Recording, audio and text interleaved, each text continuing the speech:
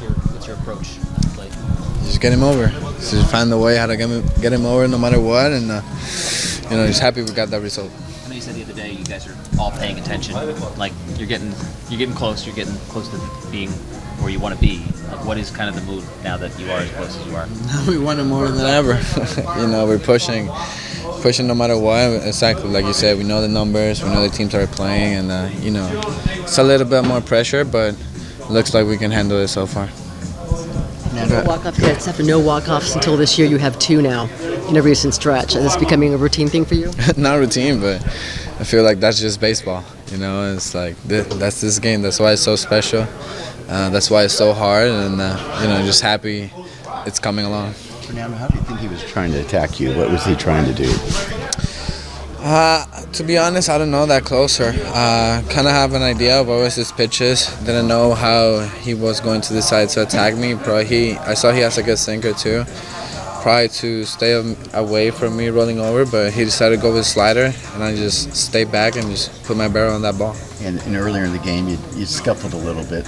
How do you get right in your mind to lock in? Yeah, it was tough. Right. Tough first 4 at bats.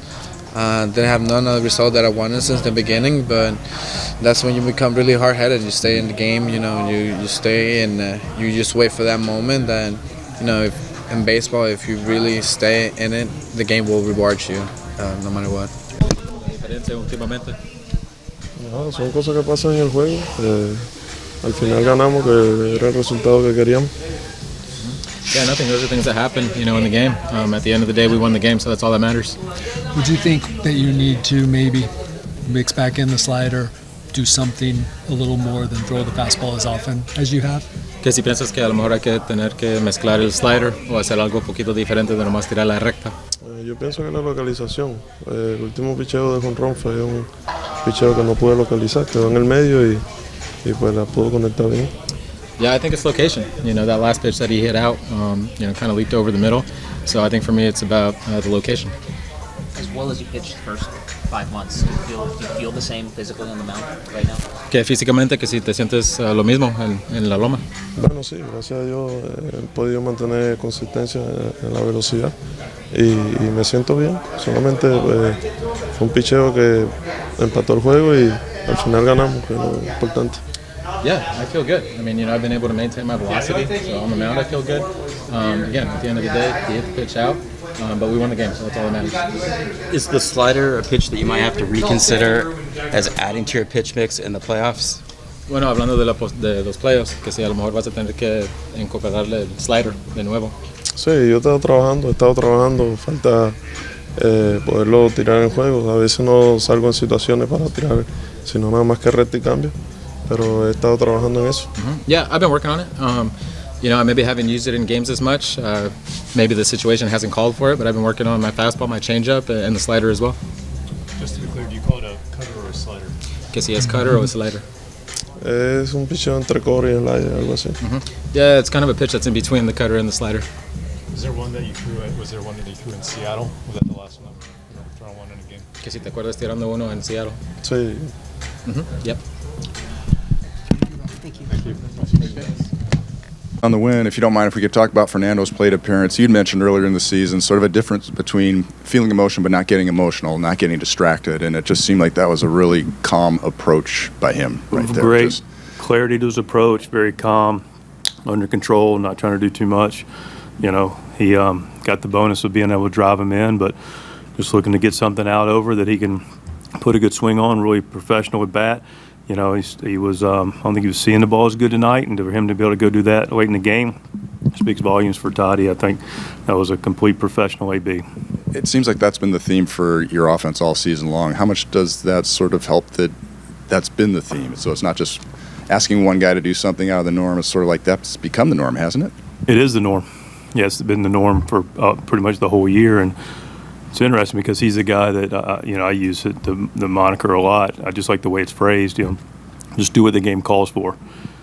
Play to win, do what the game calls for, and he did it and executed. Your thoughts on Joe Musgrove tonight? How he threw the ball? Fantastic. He was tremendous, in control the whole way. He was spectacular. controlling counts, overcoming some things, and just thought I threw the ball really well and was able to give us a really strong 6. Like, what'll be the considerations as you go forward with Robert Suarez, how you use these guys in the back end? Yeah, there'll be a consideration. We got 3 good guys at the back, and we'll continue to take a look at it. Are you seeing, I mean, I know the velocity's still there. I know some of the pitches are as vintage Robert Suarez. Are there more that are kind of leaking middle and not doing? I think he's got to be able to mix in another, something else occasionally to righties. He's got the changeup. The ability to throw another pitch is going to be important for him. The fastball velocity's plus. Made a lot of good pitches. He's 1 strike twice from, being able to bring it home, but wasn't able to. But, my concern with Robert's not very high. Whether it's a home run or a bloop double against an outfield that's back, you find a new way to talk about that Jackson Merrill rises to the moment. Yeah, I mean, the bats that whole inning I wrote down as the inning unfolded. Profar battled his tail off. We got 2 outs, nobody on, and then he gets a 2-strike knock.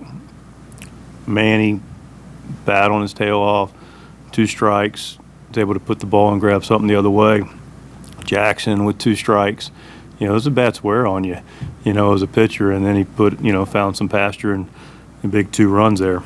We've talked about this with Robert a couple times, the workload. Do you see any of that in kind of his struggles the last few times out, or is it just? I don't. I don't. The workload. I mean, he did go 3 in a row, so that was a little high. But before that, he hadn't really worked a whole lot, quite candidly. Not relative to some other guys. I mean, he has gotten his opportunities to pitch for sure. That's what guys that pitch at the end of a game, that when you got the lead, do. So I mean, like I said, the velocity's coming out. Just got a lot of fastballs, was able to get the time, and then got one he could put a barrel on. Threw the ball very well. I think we need to give our man Wade some credit. He goes in there and makes subtle 2 really nice plays in the 10th, and hadn't been on the field as much. So give Tyler credit. He made a couple plays that really helps win a ball game.